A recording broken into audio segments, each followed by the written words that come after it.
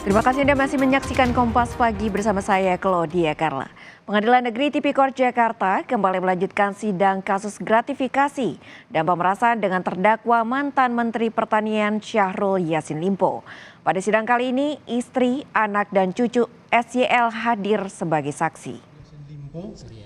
Jabatan saudara di partai. Jaksa KPK menghadirkan 3 anggota keluarga SYL sebagai saksi. Keluarga SYL yang bersaksi adalah istri SYL, Ayun Sri Harahap, putra SYL Kemal Redindo atau Dindo, serta cucu SYL Andi Tenri Bilang Radisyah.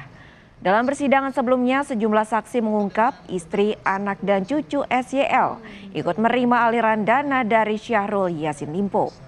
Selain menghadirkan keluarga, sidang juga sejumlah pegawai Kementan, staf khusus Mentan, dan akuntan dari Partai Nasdem. Coba saksi ingat, saksi kenal dengan namanya Nayunda? Tahu. Tahu. Ya, pernah diminta mengirim bentuk barang, apakah karangan bunga, kue? Iya, pernah. Pernah. Siapa yang meminta mengirim itu? Pak Menteri. Pak Menteri. Uangnya dari mana nih? Saya mintakan ke RTP. RTP ini apa? Rumah tangga pimpinan. Oh, rumah tangga pimpinan, bukan pangan ya, tanaman pangan? Bukan. Bukan. Bukan. Nilainya sekitar berapa ini ngirim kue dan bunga buat Nayunda ini? Saya tidak ingat persis karangan bunga meja dan kue ulang tahun. Di SPJ-kan oleh RTP begitu? Di SPJ kan atau tidak saya tidak tahu. Oh, tapi saksi mintanya ke RTP. Ya. Waktu itu mintanya Pak SYL ngirim kue dan bunga ke Nayunda ini dalam rangka apa? Kok bisa mengirim ke person begitu? Seingat saya ulang tahun. Ulang tahun. Ulang tahunnya siapa? Nayunda. Oh, Nayunda ulang tahun. Baik. Salah satu saksi yang dihadirkan di sidang SYL adalah penjaga rumah dinas SYL di Makassar, Ali Andri. Ali Andri mengaku pernah diminta anak SYL Redindo untuk meminta pembayaran aksesoris mobil. Apakah saudara pernah diperintah oleh Dindo untuk meminta pembayaran aksesoris mobil? Aksesoris mobil. Pernah yang mulia. Pernah ya? Iya yang mulia. Iya, aksesoris mobil. Betul yang mulia. Mobil apa? Mobil Triton. Mercy. Triton yang mulia. Iya, Mercedes. Bukan yang mulia. Oh, Triton itu Mercedes. Mitsubishi. Oke, maaf. Itu berapa? Masih ingat saudara? Kalau tahun 111. 111 juta? Betul yang mulia. Iya, kan itu kan sudah ada. Itu siapa yang menyuruh saudara? Pak Dindo yang mulia. Pak Dindo yang menyuruh saudara Iya. untuk meminta ke Untuk koordinasi ke Pak Sukim. Pak Sukim. Pak Sukim ya? Betul yang Baik. mulia. Saudara meminta ke Pak Sukim itu sudah dengan apa? Kwitansi sudah dibayarkan atau belum? Atau sudah dibayarkan duluan kemudian dirembes? Belum yang mulia. Belum ya? Iya. Baik. Setelah saudara minta ke Pak Sukim itu melalui telepon, Iya yang mulia. ya. Kemudian dikirim, ditransfer uangnya. Iya yang mulia. Ditransfer. Pakai rekening siapa? Rekening saya yang mulia. Rekening saudara.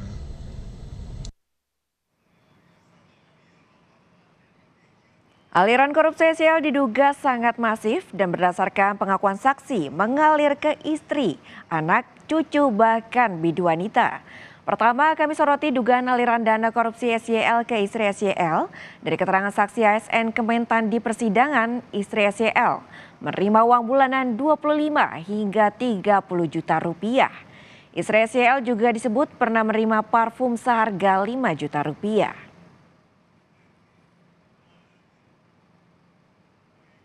Tidak hanya ke istri, anak SYL Indira Cundatita juga diduga menerima aliran dana. Dari keterangan saksi di persidangan, anak SYL ini menerima mobil Innova senilai 500 juta rupiah, perawatan wajah dan skincare senilai 50 juta rupiah.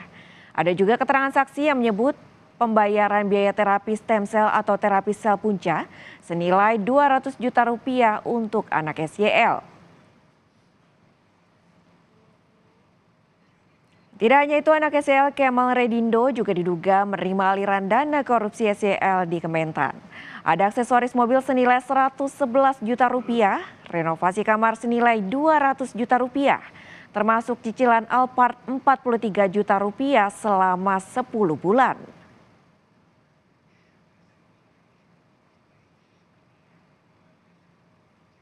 Anak SEL Kemal Redindo mengaku diminta melapor ke pegawai Kementan jika ingin bepergian.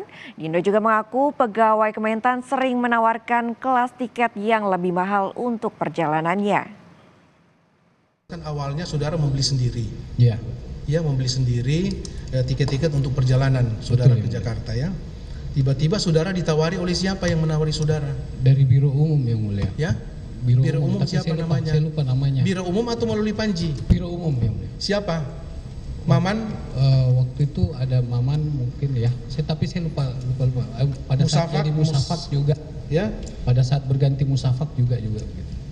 Jadi saudara yang menawarkan diri untuk membeli atau menelpon seperti Rizky tadi, atau mereka yang menawarkan kepada saudara? Iya, awalnya mereka yang menawarkan, menjadi kebiasaan. Jadi kami kalau setiap mau berangkat harus melapor ke mereka gitu.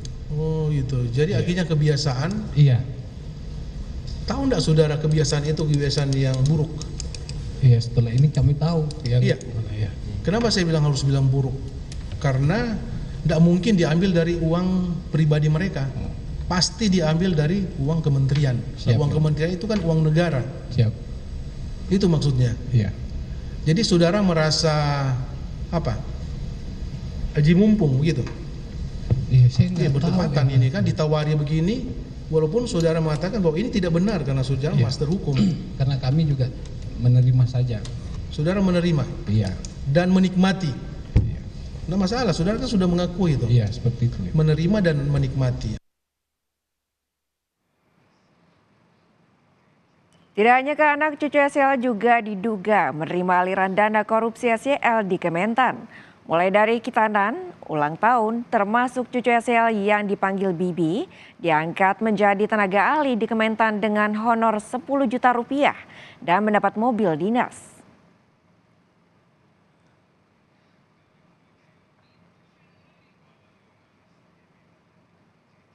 Tidak hanya ke keluarga, biduan Nayunda Nabila disebut-sebut saksi juga menerima aliran dana. Mulai dari honor bernyanyi di suatu acara 100 juta rupiah, termasuk menjadi pegawai honor di Kementan dengan gaji 4,3 juta rupiah per bulan.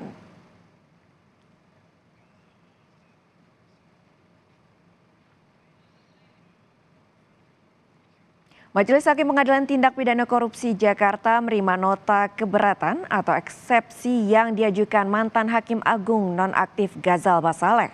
Dengan putusan ini, sidang kasus gratifikasi dan tindak pidana pencucian uang yang menjerat Ghazal Baitu tidak lanjut ke tahap pembuktian.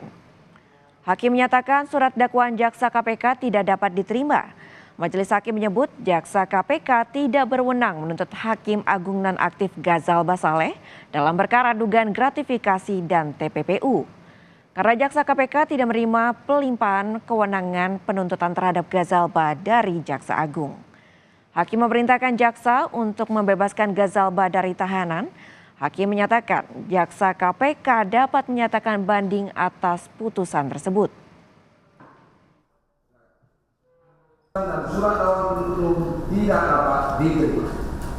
3. Memerintahkan terdakwa Ghazal Basaleh dibebaskan dari tahanan segera setelah putusan ini diucapkan. 4. Membebankan biaya perkara kepada negara. Demikianlah diputuskan dalam rapat permusyawaratan majelis hakim pengadilan tindak